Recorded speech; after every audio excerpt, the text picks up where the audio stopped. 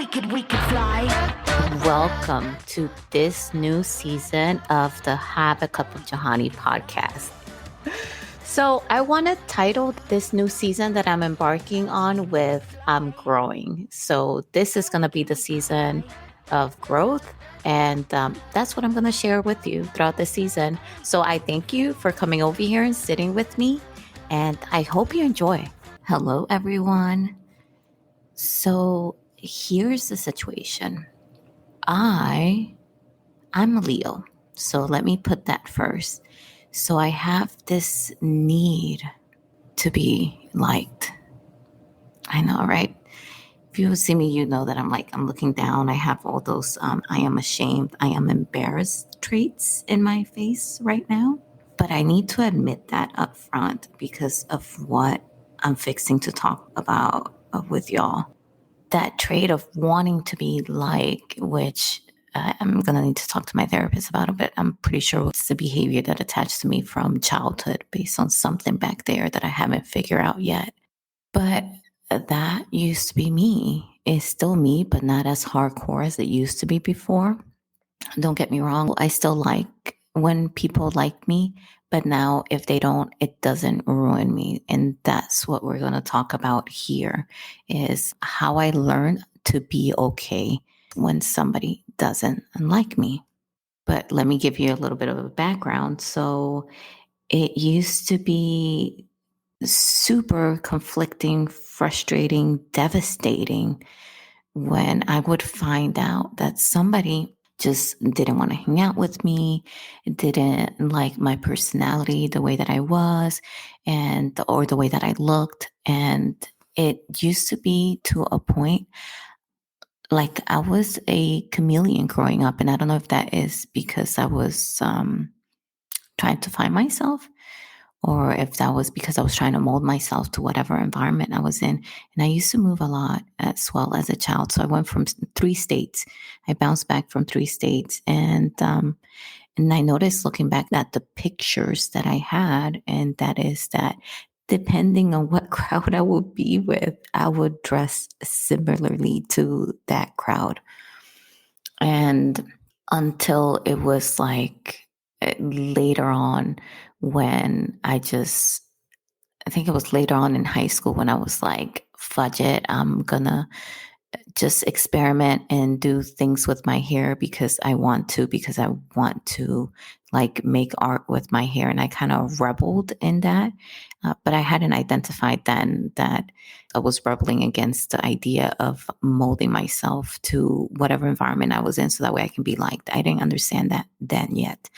But I'm assuming that kind of behavior was like me kind of coming out of that restricting shell of trying to be like other people. And in adulthood, it hit me when maturity bloomed inside of me. I was able to understand that I was taking it personally. I was taking people not liking me as it was something wrong with me. And when I say that reading the 4 Agreements was like life-changing, this is the second time I'm mentioning this book in this podcast. But I am telling you, for me, it was a life-changing book. And that is because I was able to put so many different things, so many behaviors that were harmful to me mentally and spiritually. And I was able to dissect them. I was able to reframe them. I was able to modify them to something that was nurturing for me. And this was one of those things, just accepting that I'm not going to be everyone's cup of tea. And I am okay with that. I have acknowledged that, and I am totally okay with that. But that took so long for me to accept. That took so long because before I met that book, I was trying very hard and just like hitting the wall with my head because I was like, what am I doing wrong? Do I need to change how I dress? Do I need to change how I talk? Do I need to straighten my hair? I have really curly hair. It's like, and that just, I'm going through my iCloud photos right now because I'm going through this whole organization and getting rid of things. And it kind of like, it brought back all of that, just like how hard I was trying, but how much that all that trying was depleting me, depleting the essence that is Johanny. And thank goodness that I didn't keep on trying. Thank goodness that I came across something that could help me so that way I can maintain my original essence of what makes me me and be proud of that, accept that, share it with whoever wants to take it, and just walk away from those that don't and be okay, be able to sleep at night with that. The thing that clicked when I read this book was that the idea that people's reactions have to do with what they're going through. They, not me. That bit of news resonated so much with me that I was able to take a look at a lot of things and feel more empathy for others. Whenever they'll react poorly, I was able to change my perception when it comes to people not liking me, because I was able to look at it and be like, there's something in them that is causing them to have that reaction. So I don't need to change myself. I don't need to bend myself like a freaking, what is it, Twizzler, or like what do you call those things? Pretzels. There you go. Man, I'm at a loss for words right now. But I don't need to change myself so that way people can like me, because several things, right? Then they'll end up liking an image that I'm presenting and not necessarily me. And how genuine is that? That's one.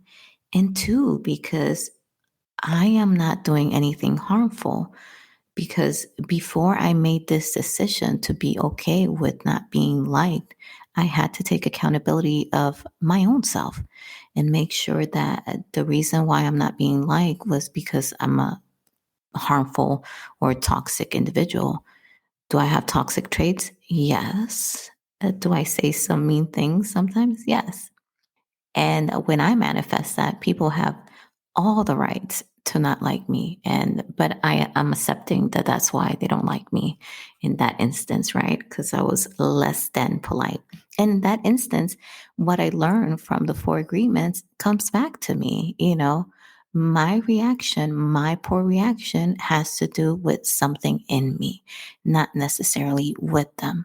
Another thing as to why I'm okay with this is that I am accepting that when it comes to the lives that we live, listen to this, everybody plays a role. In my story, I'm my main character. I'm the hero. I'm the damsel in distress. I'm the protagonist. I'm the action hero. That's me, because it's my story. In other people's stories, I may be the villain or I may be the side character. I'm certainly not the main character in their story. I could very well be the antagonist, because to them, I'm keeping them from achieving something, kind of like what an antagonist does in any good book or movie or TV show or whatnot. And once again, it just goes to perception towards how we frame the world and the people around us. Once again, it has nothing to do with me. Oh, we could fly.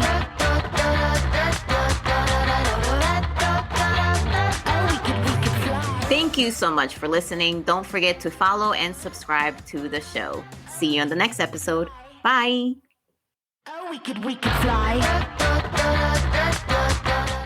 And when I realized that, then I was able to be okay walking in this world, being who I am, and being okay with the reactions that I had to being just that, to being who I am. And that helped me to be more genuine, and that helped me to attract like the right people around me. And I cannot emphasize how important that is, to have the right people around you. And let me explain. Because when I was trying so hard to be liked, I was surrounding myself with people that were not necessarily the best for me. And I'm not going to say toxic or counterproductive or anything like that. I'm just going to say just people that were sucking the energy out of me. It was like it was making me feel depleted. It was making me get sour. Like my soul was just sour. And I'm not a sour person. I'm an optimistic person, and I believe the best in everyone. I'm of the mindset that I have no reason to believe that every person that I come across is going to present the worst aspect of their personality. And opposite, I believe that when I see them, I'm probably going to see either the average or the best side of their personality. Does that belief gets turned upside down sometimes? Yes, but I don't go around the world expecting the worst from people. So that's the kind of person that I am. And I know that. I've identified that about myself. So me looking back, because hindsight is 2020, and that's how I'm learning something by looking back and dissecting those moments and being introspective. I've noted that those times when I was other than the core of who I am, right? That person that expects the best from people, that person that is positive, that believes in other individuals. When I suddenly become sarcastic, grumpy, somebody that talks about other people, is because I am surrounding myself with those that are not aligned with my energy, with my essence of who I am. And I am allowing their energy to come into mine and change that. And I have looked at that. I have noticed how that has chipped at who I am, how that changed me, changed my actions during that time. And I am very thankful that I am self-aware enough to look at that now, and that I was able to come out of those groups, of those relationships, and become the genuine person that I am once again, and continue to attract people that are more like who I am. And that's what I want to say, because that's the resolution here that I'm going to have with you, with myself, with anyone listening. Or if you share this podcast with somebody that you know needs it, please do so. And that is that I'm going to continue to be me. I'm going to continue to be me and make that a priority, because as long as me is not harming myself or others, then me, it's okay to be. And that's what I'll continue to do, because then that will attract other people that are like me to be in my circle. And according to my therapist, I need friends. So, because I don't have a circle right now. Well, my husband is my best friend. That's what I say. Yes, I'm that cheesy. I'm that person. So that's what I'm going to do, because, and I'm pretty sure my therapist will agree. Like, yes, get friends, but get the right type of friends, because y'all know you don't want anyone dragging you down. Life is too short. Life is too chaotic and already super challenging as it is. I feel like I'm in the extra hard level on the Mario Nintendo. Oof, I'm showing my age at times. Most of the times, that's how I feel. So it's like I need to surround myself with people that are part of my energy group, that are able to uplift me, to nourish me, to make me better. And in the same token, I will do the same. I'll reciprocate. I am telling you, for the little bit of life that I have lived in this world, I have noticed that when you are you, you're going to attract that like-mindedness around you. And those that are the opposite of that are going to be so resentful and are going to reject you so hardcore that half of the time you don't even have to do anything but just keep living your life and keep being you and moving forward, because they're not even going to go near you, because you're so far off from what they are. They're like, oh God, no. Too much light, too much light. I'm in my dark phase. I want to hang around, in this color palette here. I don't want to hang around in that color palette. That color palette hurts my eyes. Now, on the same token, you have those people that are like, oh, I don't like my color palette, but I don't want to do anything to change my color palette. Oh, look at that. Oh, that's a cute color palette walking around. Let me go wrap my arms around that and then see if it sticks to me. So that way I can have a nice color palette. Yes, you do have that. But take this with a grain of salt because I'm an overly positive person. I think that that's usually not the norm to have that. I think when you are walking in your genuine energy, in your actual genuine energy, most likely you're going to get the ones where it's like they're so rejecting of that because that's so unlike them. I think it'll be a minority of people that are like that will try to suck the energy out of you so that way they can take it as opposed to working on their own energy and turning it around. But that's just me. I don't think that everybody is an usurpadora.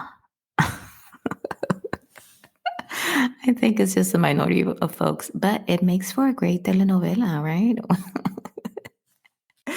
Those people that try to be like something else, like somebody else, and they're not there yet. So that's my resolution. And that's an easy resolution to do right now. It is an easy resolution, I should say, because I learned to love and accept who I am, and I am okay with that.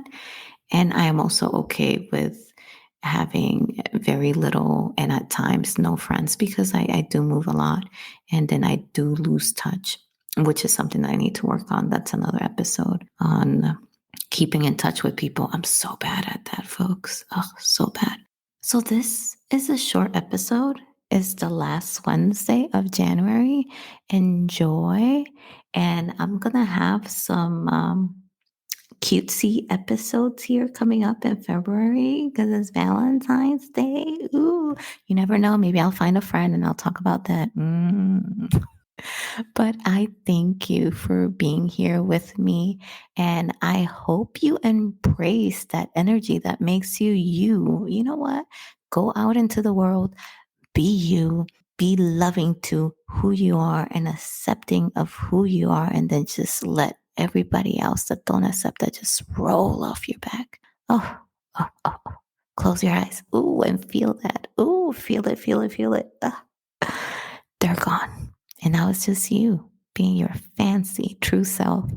All right. I'll see you on the next episode. Bye.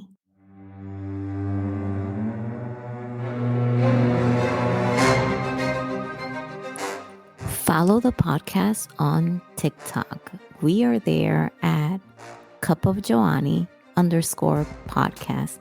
That is at CUPOFJOHANNY _PODCAST.